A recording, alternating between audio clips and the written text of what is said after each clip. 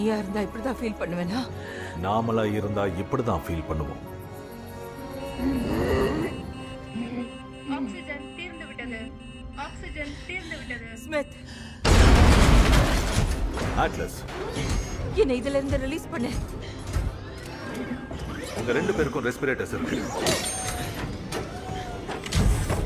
ரெடியா? Full ready. Systems report. சொல்லிக்கிற மாதிரி இல்ல. பேட்டரிஸ்ல 6% தான் பவர் இருக்கு. லான்ச்சுக்கு எவ்வளவு நேரம் இருக்கு? அவங்க பண்ண மாதிரி நானும் அவங்க சிஸ்டம்ஸை ஹேக் பண்ணேன்.